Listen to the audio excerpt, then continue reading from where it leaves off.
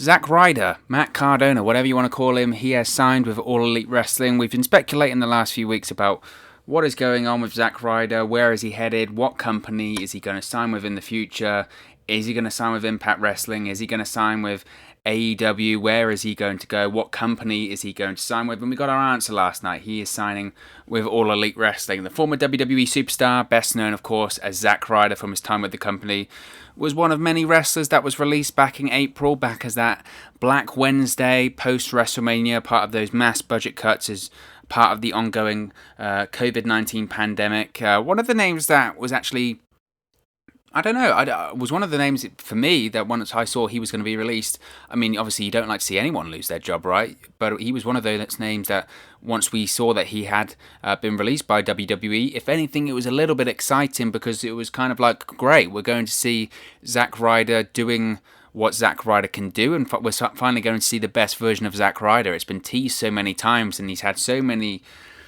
instances of groundswell of support after support after support, and it just hasn't worked out. WWE doesn't have faith in him. He didn't have the right political ties in the company. I don't know where it went wrong for Zack Ryder in WWE, to be honest. I don't think anyone does, apart from the people at the very top and a crazy 73-year-old man, that being Vince McMahon.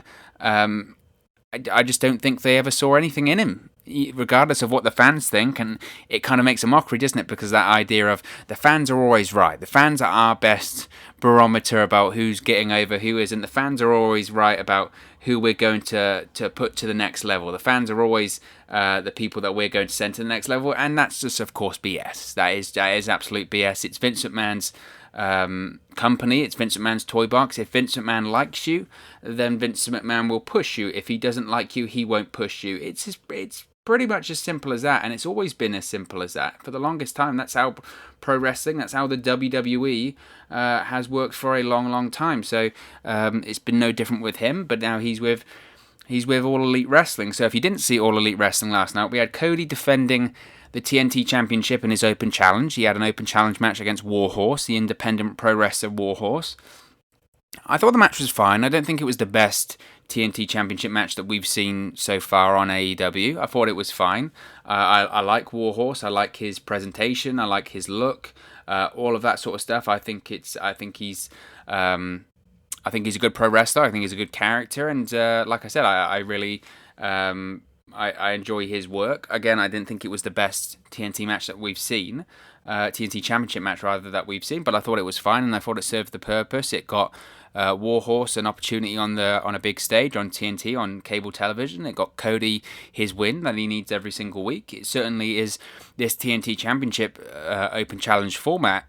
Obviously, while it's giving people the opportunity to have a match on a big stage that they might not have, whether it is a Mark Quinn, Jungle Boy, Warhorse, Eddie Kingston, whatever, I think if anything, the greater purpose that it's serving is that it's continuing to get Cody Rhodes over, and it's having Cody Rhodes win every single week, which is important considering AEW's work about the win-loss record, how many wins they're getting in 2020, how many wins they're getting overall in their career. That's very important, and people do pay quite a lot of attention to that in AEW, and as fans, I know I do pay quite a lot of attention to that in AEW, so it's helping Cody out a lot with that, because he's got to win every single week unless he's going to drop the championship. So the TNT Open Challenge format is certainly helping Cody Rhodes out.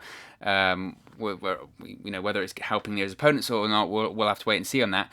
But he has his match against Warhorse, and then suddenly the Dark Order come out of nowhere. I don't know if this is going to be facilitating I guess the Dark Order are kind of feuding with the Elite at the moment, because we've got the tag team match next week, isn't it? Like a 10-man tag or something like that next week.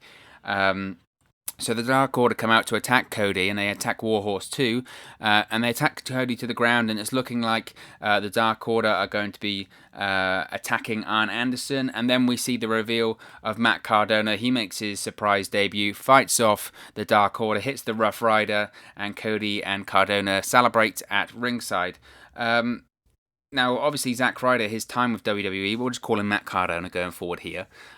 Former US champion, former Intercontinental champion, 2 runs as tag team champion. He'd done a lot in WWE. He had been there for 15 years, to be honest. And again, as I mentioned at the top of the video here, really didn't get a lot of opportunities. It's such an oxymoron saying that, because saying that he had a US Championship run and an Intercontinental Championship run and 2 tag team championship runs, to say, oh, he didn't get a lot of opportunities, people will argue that and counter that by saying, yeah, but look, he's had these title runs.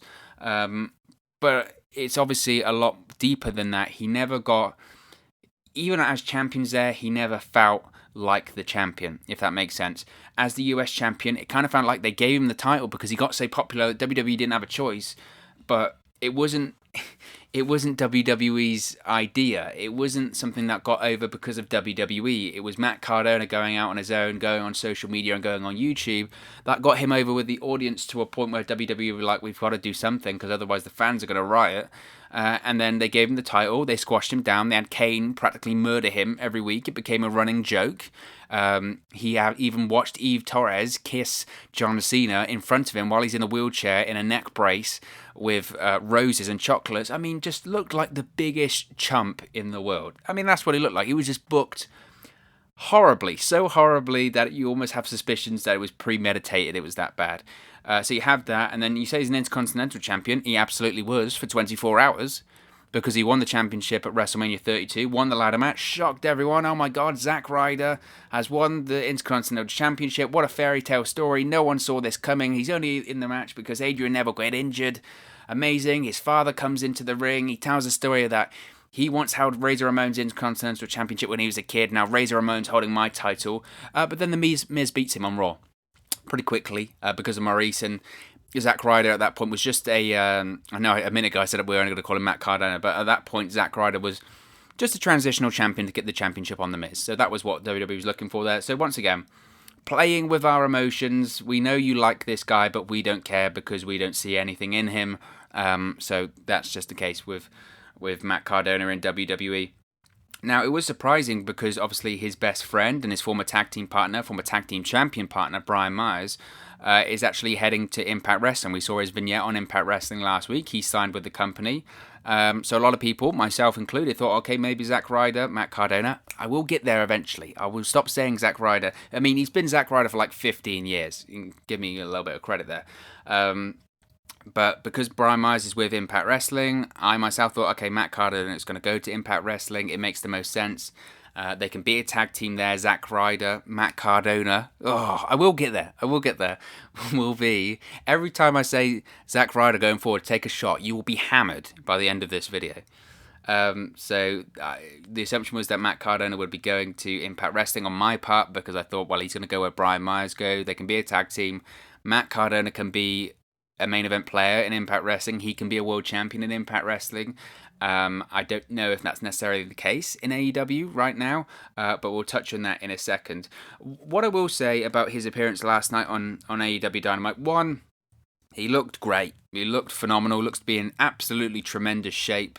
A lot of the guys that were released by WWE back in April at the moment do look to be in just phenomenal shape, whether it was Gallows or Anderson or Rusev or whoever. They look to be in phenomenal shape, and Rusev even mentioned this on one of his Twitch streams. He said that obviously when you're on the road 300 plus days a year, training and all of that stuff is very, very difficult.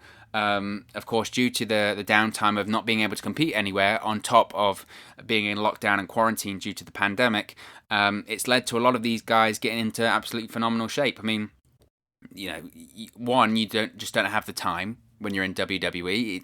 It's that crazy a schedule. Two, if you're kicked to the curb by the company and they said they don't believe in you, you know, you get a chip on your shoulder. You say, screw you. I'm going to prove you that I'm everything more than what you think I am. I'm going to go to another company. I'm going to get over. I'm going to look great. You're going to look at me and say, well, I made the biggest mistake of my life in messing around with Matt Cardona or Rusev or Gallows and Anderson, or even Eric Young said, you know, you made a mistake. You made a mistake on me by not finding time for me. And I think all of these guys have felt that. So Matt Cardona is no different. Looked great last night and came to the aid of his friend Cody Rhodes. Of course, He's friends with Cody Rhodes. They go way back. They were traveling partners when Cody was in WWE. I think they even go back to training in OVW. So they go way back to the times where Cody was training with the likes of Matt Cardona and Shawn Spears, etc. during that OVW period. Recently on social media, Matt Cardona has also been teasing the July 18th date, which a lot of people had been teasing. Gallows and Anson, Brian Myers, a load of others, Heath Slater, Eric Young, etc. had all been teasing that on social media. The July 18th date, of course, has come and gone, but that was the expiration date of the 90-day non-compete clause for the WWE contracts for those who were released by WWE back in April. So he'd been teasing that, and I think the problem is that date also fell on the Saturday in which the Slammiversary pay-per-view for Impact Wrestling took place. And perhaps, and maybe I'm guilty of this also, perhaps because those two dates fell on the same day, it kind of felt like if you're hyping up the July 18th date, which was just the expiration date of your contract, it kind of felt a little bit like, oh, they're saying they're going to be at Slammiversary, which again kind of swayed people to think, Matt Cardona is going to go to Slammiversary. Then obviously it didn't happen, but as I've mentioned in some of my videos, I was like, well, maybe you're not going to have everyone debut at one night, right? So maybe you're going to do something else. And when Brian Myers shows up, you're thinking, well, okay, we can do something with Brian Myers and Matt Cardona sometime else in Impact Wrestling. And then also you start saying they're having this Impact Wrestling Open Challenge, Impact Wrestling World Championship Open Challenge every week on the show too. Matt Cardona, if you want to debut him there, that's a good way of debuting. But ultimately, it would appear that he had already agreed to deal with AEW. It's just a matter of time of if and when they were going to put him in. They obviously are taping two shows at a period of time right now. AEW, they tape one live, and then I believe the following night, or maybe directly after the show, probably the following night, they tape next week's episode. So obviously last week's show was taped. So this is probably the first real opportunity that AEW have had to actually have Matt Cardona in the building live and on the broadcast. So it makes sense as to why he debuted last night on Dynamite as opposed to directly after the July 18th date. So obviously he's going to be teaming up with Cody next week against John Silver and Alex Reynolds of the Dark Order. So we're not going to have to wait long to see Matt Cardona's AEW in-ring debut. Recently on social media as well, prior to Matt Cardona's debut, Cody had teased, like, why would I have Matt Cardona in AEW? Who would want to sign him? Blah, blah, blah. Obviously, that was just teasing for Matt Cardona's debut. Whether or not it's a good move for me is a really, really interesting topic. Because if you've watched any of the videos here on the channel, you know my opinion on where I thought Zack Ryder, take a shot, Matt Cardona should have gone post WWE. And I will speak about this here now because look, financially, I'm sure it's a great move for him. I'm sure he's got a great deal. Matt Cardona, because of his time in WWE, like I said, he was with the company for like 15 years. He's got name recognition. People, even if people do channel surf nowadays, which I'm not sure that they do, but if people are channel surfing and they see Matt Cardona, they go, "Oh, that guy used to be Zack Ryder, right? He used to be on WWE." So he does have a lot of name recognition, and he does have a lot of followers on social media. I think he's got like over a million Twitter followers. The AEW official account doesn't even have that, so that's a big deal. He's got a big following on social media. He's got a podcast. He's popular. People know him, and people enjoy what he does. And I'm sure because of that, he's been paid well. He's got a good contract. So is it a good move for him financially? Of course it is. Of course he's working at this period of time. Some people aren't working, and it's a good move for him right now. Is it a good move for him creatively? I don't know. I really don't know the answer to that. We'll have to wait and see how he's booked going forward. If he had come to me for advice, which why would he? Why would he? But if he had come to me for advice, I would have said follow Brian Myers to Impact Wrestling.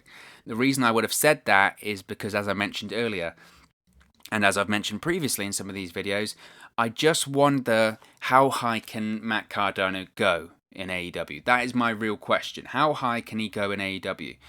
Is there a ceiling for him in AEW? And I think that there is. I really do think that there is a ceiling for him. You have to open up all the possibilities as to who does he feud with. Well, he's going to be teaming with Cody next week, but who's he feud with going forward? Is he part of the Elite's fight against the Dark Order? I don't think so. I think he gets lost in that kind of way, because you look at how Matt Hardy came into AEW, and I know at the time, difficult circumstances, there was a lot going on in the world, and certainly AEW at the time with no fans, pandemic, what are we doing, what's going on, etc., etc. But Matt Hardy was part of that feud with the Elite and the Inner Circle, and he kind of got lost during it. Yes, he was part of the Stadium Stampede, and yes, he had a few promos and segments with Chris Jericho, but look at him now. He's openly said that this run in AEW hasn't gone the way that he wanted it to, and isn't, and he's not exactly creatively fulfilled, and I would agree with him on that. I don't think I've been, to be honest, completely blown away of anything he's really done. I mean, some of the stuff he's done has been fun and exciting, and I've made videos that I like the idea of the multiple personality element of Matt Hardy. You never know which version of Matt Hardy you're going to see. You have to walk on eggshells when you're around him. There's even more versions we haven't even seen yet. That's great. Creatively, I'm behind that idea. I think that's a really interesting subject and topic to broach, especially in professional wrestling. But what is he doing now? Distracting Sammy Guevara in the crowd last night on AEW Dynamite? It feels that he's just there. He's one of the players in the background. And I worry if Matt Cardona comes into this Elite versus Dark Order thing, is that going to be the same for him? Is he just going to be a background figure? Look, we've got Matt Cardona with the company now. Isn't that great? He used to be with WWE. He's friends with Cody. I want to have some redemption. I want to prove what I'm worth. But in reality, it's a background peripheral figure. So I don't know if that's the best thing for him right now. Does he turn on Cody Rhodes? I mean, at this point, anyone that is a friend of Cody Rhodes kind of ends up doing that, right? If Sean Spears was with the company a couple of months and smacked him in the head with a steel chair, maybe Matt Cardona is the latest person to do that. I mentioned a few days ago, like, what is going to be Cody's feud going into All Out? We know All Out, I believe it's September 5th this year. What is his feud going to be? Does anyone know what his feud going to be? I wouldn't be surprised if it's Matt Cardona now, because any good friend of Cody Rhodes hits him in the head and Cody Rhodes slices himself open and gets a bit of colour, because there is nobody that gets colour more in AEW than Cody Rhodes. So maybe he does that. Does Matt Cardona join the Four Horsemen that they're looking like they could put together in AEW with Cody, FTR, and then who's that other guy? Could Matt Cardona fit in there? Yeah, he could. But again, I'm not sure. And this is going to sound, like something horrible to Cardona, and I don't mean it in this way. It's no slight to him. But is he Four Horsemen material? I know this is a different version of the Four Horsemen, but it's still in the same principle. And you've got Arn, and you've got Tully, and you've got Cody, and you've got FTR. They're certainly what I would deem as Four Horsemen material. Is Matt Cardona in there? I just don't see him being that kind of character. I just don't see him fitting into that stable. So, you then ask, what's he going to do? What's he going to do? For me, there is a ceiling for him in AEW. I think at most he can become the TNT champion, whether or not that is turning on Cody and feuding with Cody Rhodes. He can do the whole, while I was wasting away in this other company, you left and you didn't give me an opportunity to come over, blah, blah, blah. They can do something like that, right? That would be the storyline if Cardona does turn on Cody. And that would be fine for All Out, but I think Cody would beat him at All Out, and then where'd you go there? You stuck in a situation with a Sean Spears, and that was the same thing that happened at All Out last year. Sean Spears turned on Cody, great. It was a fun feud. It got a bit of heat on Sean Spears. He's the chairman. He makes his entrance with the chair. Cody actually did legitimately get busted open during that thing. He was uncomfortable. The chair shot to the head. Not massive on that, but it was fine. But since then, what on earth has Sean Spears done in AEW of any relevance? He maybe had a quick feud with Joey Janela. He's got a glove on now, the old blackjack glove, which I guess you can load.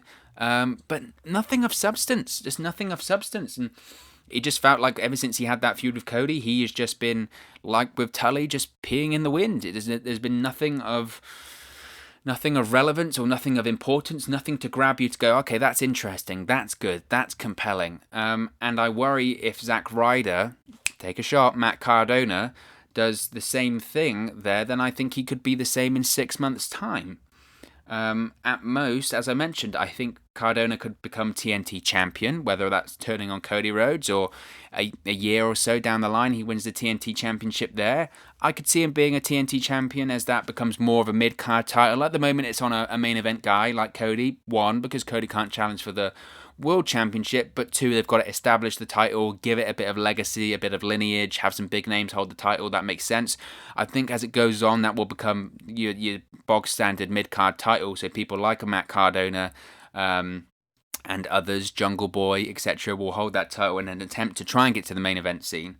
So I could see Matt Cardona winning that, but I just don't see him becoming world champion. And maybe you can clip this in 2 years' time when Matt Cardona's world champion, you can rub it in my face, and I'd be happy to take that. Because I want to see him succeed. I just don't see it happening in AEW. I just think there are too many stars, too many people ahead of him, that I'm just not sure that he can really get over. I'm not sure that he can... Is he a bigger star than a Jon Moxley? I don't think so. Is he got more potential than a Darby Allin or a Jungle Boy or an MJF? I don't think so. Is he better than Kenny Omega, Hangman Page, Chris Jericho, Cody himself? I don't think so.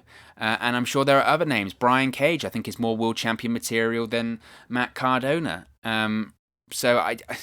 Even Brody Lee. I think Brody Lee's more suitable to be a world champion than Matt Cardona, and Brody Lee's kind of a little bit been in the wilderness ever since his defeat to Jon Moxley at Double or Nothing. So that's my big concern, and that was my big concern about Cardona signing with AEW, is just where does he go? Where does he go? What is his ceiling in AEW? But that's not to say that I'm not happy for him. I totally am happy for him. I'm happy that he's out of WWE now, and he's got the opportunity to show what he can do, show what he's capable of. We all know what Matt Cardona is capable of, and he really never got the opportunity in WWE. That's not to say he didn't get over, because he did. WWE's issue, it always felt like with Matt Cardona, is that he got over in spite of their booking of him.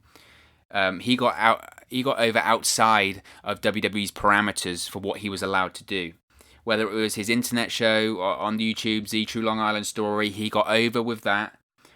Whether it's on social media, he got over that. Whether it's his merchandise, the internet championship, whatever, he got over, and WWE didn't like that he didn't do that because of WWE's creative genius. That wasn't WWE's doing, that was someone else's doing, and this is how messed up WWE is. People will say, well, they'll never leave money on the table. They absolutely will. At that period of time, you could have made a ton of money with Zack Ryder. And I'm sure they did, because I'm sure his merchandise sales were great. I think at one point he was even outselling John Cena because of the headbands, because of the t-shirt, because of the sunglasses, whatever. He was outselling. He was way up there. And I'm sure WWE did make a lot of money, and I'm sure eventually that's why he became US champion. But even at the time, they were doing it through gritted teeth, because it wasn't them. This was Matt Cardona doing it. This was Matt Cardona making Zack Ryder popular. This wasn't WWE's doing. So they punished him. This is how crazy WWE is. So they punish him. He tells a great story, Matt Cardona, and I can't remember where this is from. It's in some of these recent interviews that he did. It might be with Ryan Satin or someone like that, or maybe Sean Ross Sapp. And he said at Survivor Series 2011, you've got Dolph Ziggler versus John Morrison for the United States Championship. It's the opening match of the show. Crowd's red hot. First time in ages that they'd done a pay-per-view or a TV or anything like that from MSG. MSG had recently been redeveloped, so you didn't have that aisleway entrance, which I love. I just think it looks great, but they didn't have that. So crowd's red hot, New York crowd, smart crowd, and the whole match is Dolph Ziggler, John Morrison, US Championship. They are just go back and watch it.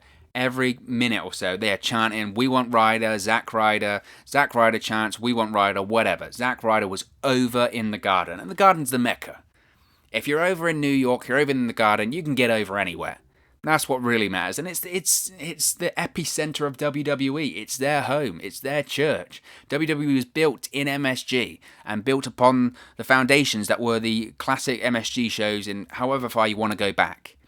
So if Zack Ryder's over in MSG, that's a good thing, right? That's money.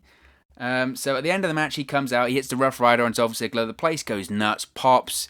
He's happy. He goes backstage. He's thinking, right, not only have I made it, but I'm going to be getting high fives from the bosses, handshakes from Vince McMahon. Triple H is going to be so happy with me because I've arrived. This is huge. What happens? He goes back to Gorilla, and the first thing that happens, Triple H goes, "Come over here." He's thinking, right, he's going to say to me, "Well done. This is great. You are heading to the main event. it's money time. It's money time, right? And he says to him, why did you dye your hair? And Matt Cardona's like, what? My hair? He's like, yeah, you didn't get approval to dye your hair. What? And I heard that story and my head exploded. I was like, are you kidding me? If that was me, I'd say, did you not just hear that? And maybe that's what he should have done. Maybe he should have pulled up CM Punk and just be like, get out of my face. Who are you? I made the garden pop. And the garden is still chanting for me. And all you care about is that I've got frosted tips in my hair. Like, are you crazy? Are you psychotic? Like, who cares? And ultimately, who cares? I know people say, well, action figures and video games. Who cares? Who really cares? And that just shows what WWE, they are so narrow-minded and so nearsighted that they just can't see outside of the bubble. They can't see things that really matter. They are so focused on the minute details that really don't matter, like someone's frosted tips in their hair. It's just ridiculous. It was just ridiculous. So, like I said, I'm happy for him that he's out of WWE now, that he can show what he's really capable of in AEW, and he looks great, so I'm interested to see what they're doing going forward. And he's obviously with friends and colleagues that he likes in Cody Rhodes. Is AEW a friends club at the moment? You know, I'm not going to say no, because you see there is a bit of a repeating pattern, isn't it? Shawn Spears, Matt Cardona, Arn, his family friend, and all of this sort of stuff. It's nothing new, though. It's nothing new. That kind of game has happened in professional wrestling for the longest time. You want to go back to the 60s, 70s, 80s. It's always happened there. So I'm not going to criticize AEW for that, or Cody bringing his friends in, because he's just the very latest in a long string of guys to do that. You're going to book who you trust and who you're friendly with. It's just, that's how business works in professional wrestling. And I don't also want to see, because I know some people are going to say, AEW, they're just signing these ex-WWE guys. WWE's cast off. It feels like you're reheating someone else's lunch and all this sort of stuff. I'm not going to say that argument, because I think it would be very hypocritical of me, because I've said good things about Impact Wrestling doing the same thing over the last month or so. I've said, it's great that Impact are signing these guys because they have a chip on their shoulder. They have something to prove. It's, they're signing guys that, whilst they were released, these are guys whose talents were not used properly. They were underutilized. You can make money from them. They have a point to prove. They're going to be in the best shape of their lives. They're going to be, fired up. They're going to be great employees. So I'm not going to say AEW, well, you're hiring all these ex-WWE guys, because I don't think that's fair, and I'm not a hypocrite when it comes to stuff like that. If Zack Ryder, take a shot, Matt Cardona becomes AEW World Champion in the next month, or has a main event match with Jon Moxley, then I might have a slight problem with all the ex-WWE guys in the main event, but I don't think that's going to be the case. I think we're going to get Jon Moxley and MJF at All Out anyway, so we don't have to worry about that. But it's interesting to see what's going to happen. It's interesting to see what's going to happen with Matt Cardona as we go forward in AEW, and I wish him all the success. Like I said, I would have said maybe go to Impact, but we'll wait and see what happens with Matt Cardona in AEW. But of course, as always, this is just one man's opinion. What are your thoughts on Matt Cardona signing with All Elite Wrestling? Do you think it's a good thing? Do you think it's a bad thing? Should he have gone to Impact Wrestling? What are your thoughts on Cody bringing in his friends in AEW? Let me know your thoughts in the comment section below. I'll be sure to respond and reply to all of your comments. I really do enjoy interacting with you guys here on YouTube. If you have enjoyed the video, please do smash a like on this video. It really does help us out, get up the rankings on YouTube, and also get into people's recommendation feeds. So if you have enjoyed the video, please do give us a like.